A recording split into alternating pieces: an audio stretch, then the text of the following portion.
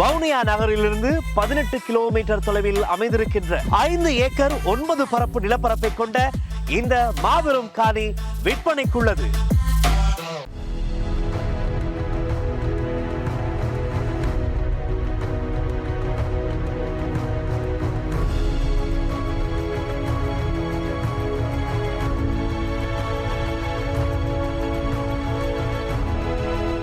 வணக்கம்.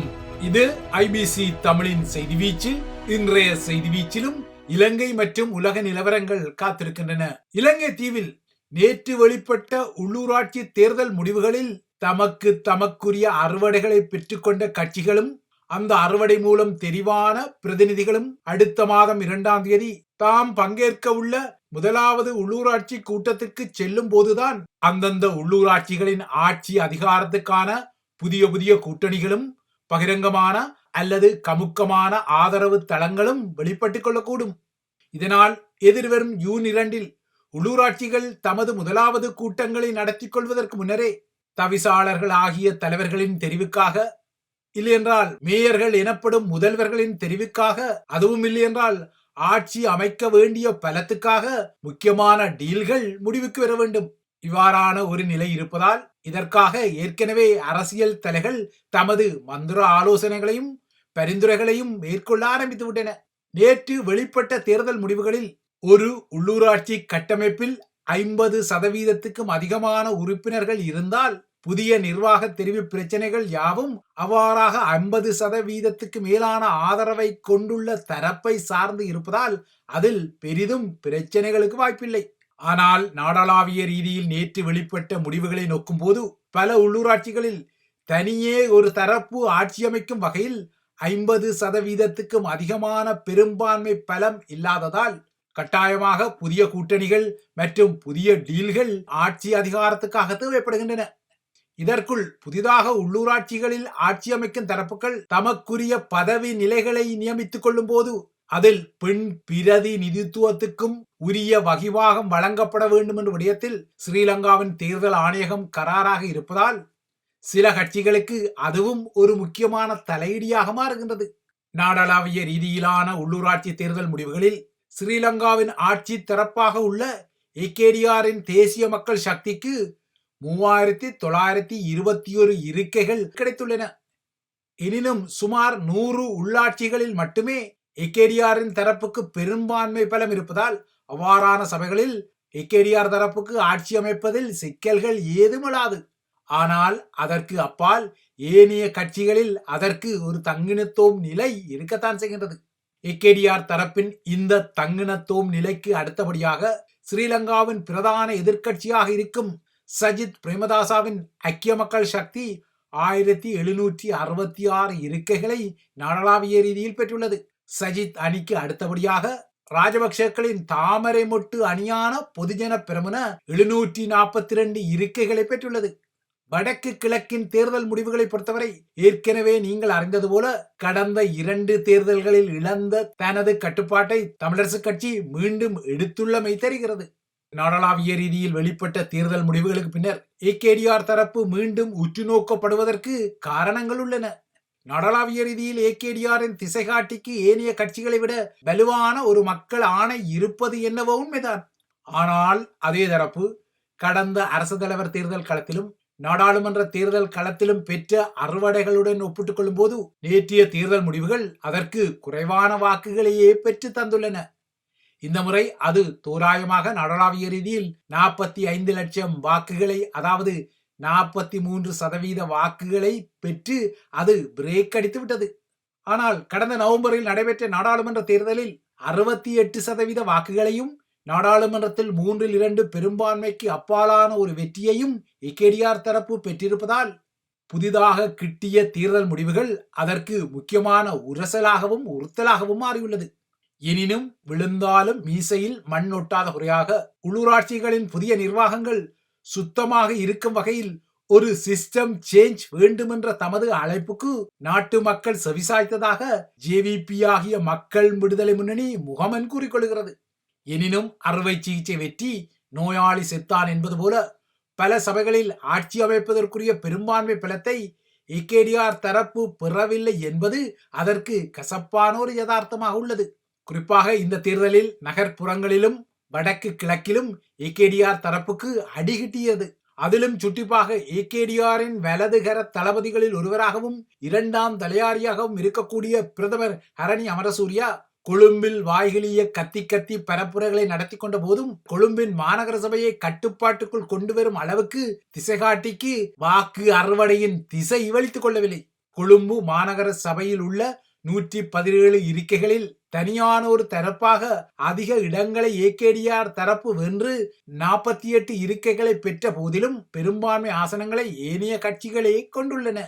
இதனால் கொழும்பு மாநகர சபை ஏகேடிஆரின் தரப்புக்கு செல்வதை தடுக்கும் வகையில் அங்கு தமது ஆட்சி தரப்பை நிறுவ ரணில் சஜித் அணிகள் தற்போது டீல்கள் பேசிக் கொள்கின்றன.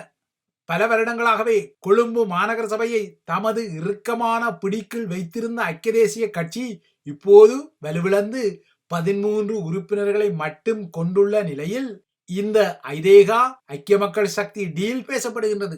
மறுபுறத்தே சஜித் ரணில் கூட்டணிக்குள் கொழும்பு மாநகர சபை செல்வதை தடுக்கும் வகையில் அந்த மாநகர சபையில் அதிக இருக்கைகளை கொண்ட ஒரு தரப்பு என்ற வகையில் ஏகேடிஆர் தரப்பும் அங்கு ஆட்சி அமைக்கும் வகையில் சில கமுக்கமான டீல்களுக்கு முயல்கின்றது.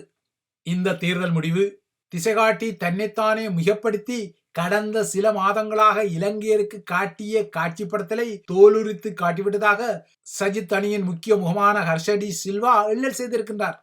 ஆனால் ஏகேடிஆர் தரப்பை பொறுத்தவரை தனது முன்னணி எதிராளி முகமான சஜித்தின் அணி பெற்ற வாக்குகளின் தொகையை விட இந்த தேர்தலில் 2 மடங்கு அதிகமான வாக்குகளை பெற முடிந்திருப்பதையும் அந்த தரப்பை எள்ளல் செய்யும் ஹர்ஷடி சில்வாவும் அவதானித்துக் கொள்ள வேண்டும். தலைநகர் கொழும்பு உட்பட்ட நகர்ப்புற வாக்குகளில் ஏகேடி தரப்பு பின்னடைவை சந்தித்தாலும் தெற்கின் கிராமப்புற வாக்காளர் மத்தியில் அதற்குரிய ஆதரவு தளம் இருப்பதை இந்த தேர்தல் முடிவுகள் வெளிப்படுத்தியுள்ளன. சஜித் அணியை பொறுத்தவரை அந்த அணிக்கும் இந்த முறை வடக்கு கிழக்கு சற்று கை கொடுத்துள்ளது. அத்துடன் கண்டியும் ஆக்சிஜனை வழங்கியுள்ளது. எனினும் வடக்கு கிழக்கை பொறுத்தவரையான பொதுவான முடிவுகளில் தமிழரசு கட்சி இந்த முறை வலுவடைந்துள்ளது. தமிழரசு கட்சி தான் போட்டியிட்ட 58 உள்ளூராட்சி சபைகளில் 43 சபைகளில் முன்னணி நிலையில் உள்ளது. ஏற்கனவே கூறியது போல இந்த தேர்தல் முடிவுகளில் பல உள்ளூராட்சிகளில் அது தமிழரசாக இருந்தாலும் தனியான தரப்பு ஒன்று ஆட்சி அமைக்கும் வலுவை கொண்டிராத நிலையால் பல சபைகளில், அதுவும் அந்த சபைகளில் தனி கட்சியாக திசைகாட்டி முன்னணியில் இருந்தாலும் ஏனைய கட்சிகள் தான் திசைகாட்டியை விட அதிக உறுப்பினர்களை கொண்டுள்ளமை பகிரங்கமானது. தமிழர் தாயகத்தை பொறுத்தவரை இந்த உள்ளூராட்சி தேர்தல் முடிவுகள் தமிழ் தேசியத்தை மீட்டெடுக்கும் வகையில் முடிவுகளை வழங்கி கொண்டதாக புலம்பெயர் தமிழ் சமூகத்தின் சமூக வலைத்தளங்களில் வலிந்த சிலாகிப்புகள் இருப்பது எவ்வளவு தூரம் பொருத்தமாக இருக்குமோ என்பது தெரியவில்லை.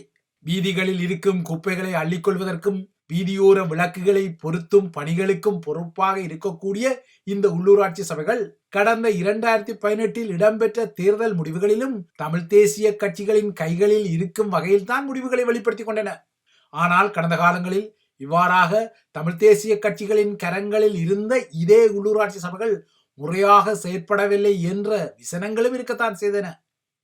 எனினும் இருகோடுகள் தத்துவம் போல கடந்த வருடம் ஏகேடிஆர் தரப்பு தமிழர் தாயக பகுதியில் செய்த ஊடறுப்பால் தற்போது கிட்டிய இந்த தேர்தல் முடிவுகள் தமிழ் தேசியத்தை மீட்டெடுக்கும் சிலாகிப்புகளுக்குரிய தேர்தல் முடிவுகளாக மாற்றப்படுகின்றன. உள்ளது உள்ளபடி சொன்னால் இவ்வாறு குறிப்பிடப்படுவதும் தமிழ் தேசிய அரசியலின் பலவீனத்தின் ஒரு பக்கம்தான். இதற்கிடையே தமிழரசு கட்சி பெற்ற இந்த சாதக நிலைக்கு காரணம் சுமந்திரனா ஸ்ரீதரனா என்ற இன்னொரு குட்டி பட்டிமன்றமும் ஆரம்பித்து விட்டது. தமிழரசின் எதிராளிகள் விரும்பிக் கொண்டார்களோ இல்லையோ, வடமாகாணத்தை பொறுத்தவரை அதன் தேர்தல் முடிவுகளில் தனியான ஒரு தரப்பாக 231 இருக்கைகளுடன் அது முதலிடத்தில் உள்ளது. ஆனால் தமிழரசு கட்சிக்கு அடுத்தபடியாக ஏகேடிஆர் தரப்பு 150 இருக்கைகளுடன் வடமாகாணத்தில் 2ஆம் இடத்தில் இருப்பதையும் அவதானித்துக் கொள்ள வேண்டும். வடமாகாணத்தை பொறுத்தவரை சங்கு சின்ன ஜனநாயக தமிழ் தேசிய கூட்டணிக்கு 91 இருக்கைகளும் கஜேந்திரகுமாரின் தமிழ் காங்கிரசுக்கு 83 இருக்கைகளும் கிட்டியுள்ளன. ஆனால் கிழக்கை பொறுத்தவரை ஏகேடிஆர் தரப்பு 226 இருக்கைகளுடன் முதலாவது இடத்திலும், தமிழரசு கட்சி 121 இருக்கைகளுடன் 2வது இடத்திலும், முஸ்லிம் காங்கிரஸ் 86 இருக்கைகளுடன் 3ஆம் இடத்திலும் உள்ளது. ஆக மொத்தம் வடக்கோ கிழக்கோ பல உள்ளூராட்சி சபைகளில் எந்த அரசியல் கட்சிகளுக்கும் முழுமையான பெரும்பான்மை பலம் கிட்டிக்கொள்ளாத போதிலும் இந்த உள்ளூராட்சிகளில் ஆட்சி அமைப்பதற்காக தமிழ் தேசிய தளத்திலுள்ள கட்சிகள் ஒன்றுபட வேண்டிய ஒரு நிலைமை அவர்கள் தேர்தலுக்கு முன்னால் கொண்டிருந்த குடுமிப்பிடிகளுக்கு அப்பால் இப்போது அவசியமான ஒரு விடயமாகவே உள்ளது. இவை இலங்கையை மையப்படுத்திய விடயங்கள். அடுத்து இந்திய பாகிஸ்தானிய பதற்ற நிலவரங்களின் மீதான பார்வையை பதித்தால், இந்தியா நேற்று பாகிஸ்தான் மீது நடத்திய ஆபரேஷன் சிந்தூர் அல்லது குங்கும ராணுவ நடவடிக்கைக்கு பின்னரான கடும் அதிர்வுகள் தொடர்கின்றன. இந்த ராணுவ நடவடிக்கை குறித்து நாட்டில் உள்ள எதிர்க்கட்சி தலைவர்களுக்கு விளக்கமளிக்க இன்று அனைத்து கட்சி கூட்டம் நடத்தப்பட்டது. ஈரானிய வெளியுறவு அமைச்சர் அப்பாஸ் அரக்ஷியின் இந்திய பயணத்தின் பின்னால் இந்த அனைத்து கட்சி கூட்டம் நடத்தப்பட்டது. மறுபுறத்தே இந்தியா நடத்திய தாக்குதலால் பாகிஸ்தானில் 31 பேர் கொல்லப்பட்டு 57 பேர் காயமடைந்துள்ள நிலையில் இந்திய தாக்குதலுக்கான பதிலடியை வழங்க வேண்டிய ஒரு நிலையில் பாகிஸ்தான் இருப்பதால் இந்த பதிலடி குறித்த நகர்வுக்காக பாகிஸ்தான் நாடாளுமன்றமும் இன்று கூடியிருந்தது. இந்திய தாக்குதல்களுக்கு பதிலடி கொடுப்பதாக பாகிஸ்தானிய பிரதமர் ஷெபாஸ் ஷெரீப் நேற்று பாகிஸ்தானிய நிர்வாகத்தில் உள்ள காஷ்மீர் பகுதியில் வைத்து சூளுரைத்துள்ளதால் பாகிஸ்தானின் பதிலடி குறித்த எச்சரிக்கையில் இந்தியா தற்போது அவதானமாக உள்ளது. பாகிஸ்தான் தாக்குதலை நடத்தினால் அந்த தாக்குதலுக்கும் புதிய பதிலடி வழங்கப்படும் என இந்தியா குறிப்பிடுகிறது. பாகிஸ்தான் மீது நடத்தப்பட்ட வான்வழி தாக்குதலுக்கு பின்னர் இந்திய பிரதமர் நரேந்திர மோடி பகிரங்கமாக எதுவும் தெரிவிக்காத போதிலும் முக்கியமான அமைச்சர்களுடன் இந்த தாக்குதலுக்கு பின்னால் அவர் மந்திர ஆலோசனை நடத்திய பின்னர்தான் இன்று அனைத்து கட்சி கூட்டத்தை கூட்டியிருந்தார். இந்தியா நேற்று நடத்திய தாக்குதல்கள் பாகிஸ்தானில் அடர்த்தியான குடிப்பெரம்பல் தொகை கொண்ட பஞ்சாப் மாகாணத்தையும் குறிவைத்ததால் பாகிஸ்தான் தற்போது சீற்றம் கொண்டுள்ளமை தெரிகிறது. பாகிஸ்தான் கொண்ட இந்த சீற்றத்தால் இந்தியாவில் 20க்கும் மேற்பட்ட விமான நிலையங்கள் எதிர்வரும் 10ஆம் தேதி வரை தொடர்ந்து மூடப்பட்டுள்ளன. இந்தியா மற்றும் பாகிஸ்தான் ஆகிய நாடுகளின் எல்லை பகுதிகளிலும் ஜம்மு காஷ்மீரில் உள்ள எல்லை பகுதிகளிலும் இன்றும் கல்விக்கூடங்கள் மூடப்பட்டுள்ளன. இந்த நிலையில் இந்தியாவின் 3 ரஃபேல் போர் விமானங்கள் உட்பட 5 விமானங்களை நேற்று தாம் சுட்டு வீழ்த்தியதாக பாகிஸ்தான் உரிமை கோரியிருந்தாலும் இந்தியா இந்த விடயத்தில் இதுவரை அதிகாரபூர்வமாக எதுவுமே குறிப்பிடவில்லை. எனினும் இந்திய விமானப்படையில் உள்ள ஒரு ரஃபேல் போர் விமானம் நேற்று இழக்கப்பட்டுள்ள விடயத்தை பிரெஞ்சு உளவுத்துறை அறிந்துள்ளதாக குறிப்பிடப்படுகிறது. இந்த செய்தி உண்மையானால் முதன்முறையாக பிரான்சின் ரஃபேல் போர் விமானம் ஒன்று சுட்டு வீழ்த்தப்பட்ட பதிவாகக்கூடும். இதற்கிடையே பாகிஸ்தான் மற்றும் இந்தியாவின் போர் விமானங்கள் தமக்கிடையில் நேற்று நடத்திய டோக்போர் அல்லது நாய்ச்சண்டை எனப்படும் போர் விமானங்களின் மாறி மாறி துரத்தல் நடவடிக்கைதான் உலகின் அண்மைய போர் விமானங்களின் துரத்தல் வரலாற்றில் மிக பெரியதும் நீண்ட நடவடிக்கையாகவும் பதிவாகியுள்ளது. நேற்று 2 நாடுகளிலும் மொத்தமாக 125 போர் விமானங்கள் சுமார் 1 மணி நேரத்திற்கு மேலாக இந்த டாக்போரை வான்வழியில் செய்தன. ஆனால் 2 தரப்பு விமானிகளும் தங்கள் நாட்டு வான்வழியை விட்டு வெளியேறாத வகையில் இந்த டோக்போர் துரத்தலை மேற்கொண்டனர். 2019ஆம் ஆண்டில் இந்தியா இவ்வாறாக பாகிஸ்தானுக்குள் ஊடுருவி தனது சர்ஜிக்கல் ஸ்ட்ரைக் எனப்படும் வான்வழி தாக்குதலை நடத்திய நிலையில் இந்திய விமானப்படை விமானங்களில் ஒன்று சுட்டு வீழ்த்தப்பட்டு அதன் விமானியான அபிநந்தன் சிறைப்பிடிக்கப்பட்டு பின்னர் பாகிஸ்தானால் விடுவிக்கப்பட்ட பட்டறிவின் அடிப்படையில் 2 நாட்டு விமானங்களும் தத்தமது வான்வழியை விட்டு வெளியேறாமல் நேற்று இந்த டாக்போரை செய்தமை அவதானிக்கப்பட்டுள்ளது.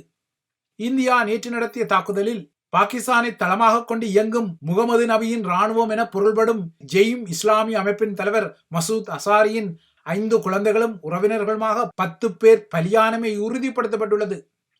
பாகிஸ்தானை தளமாக கொண்ட இந்த அமைப்பு காஷ்மீரை பாகிஸ்தானுடன் இணைப்பதற்காக ராணுவ நடவடிக்கை எடுக்கும் ஒரு அமைப்பாக பதிவாகியுள்ளது. 2001ஆம் ஆண்டு அமெரிக்காவும் ஐக்கிய நாடுகள் சபையும் ஜெய்ஷ் இ முகமது அமைப்பை ஒரு பயங்கரவாத அமைப்பாக பட்டியலிட்டுள்ளமை குறிப்பிடத்தக்கது.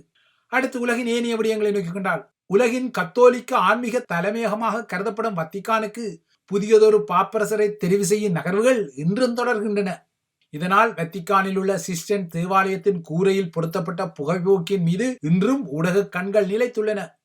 நேற்று இடம்பெற்ற முதலாவது வாக்கெடுப்பின் முடிவில் இந்த புகைப்போக்கில் இருந்து கரும்புகை எழுந்திருந்தது. அதாவது புதிய பாப்பரசர் ஒருவர் தெரிவு செய்யப்படவில்லை என்பதை இந்த கரும்புகை ஆதாரப்படுத்தியது. இதனால் இன்றும் கார்டினல்கள் தமக்கிடையில் வாக்கெடுப்பை நடத்துவார்கள். புதிய பாப்பரசர் ஒருவர் தெரிவு செய்யப்பட வேண்டுமானால் 3/2 பங்கு பெரும்பான்மை வாக்குகளை அல்லது 81 வாக்குகளை போட்டியில் உள்ள கார்டினல் ஒருவர் பெற வேண்டும் என்பதும் இங்கு குறிப்பிடத்தக்கது.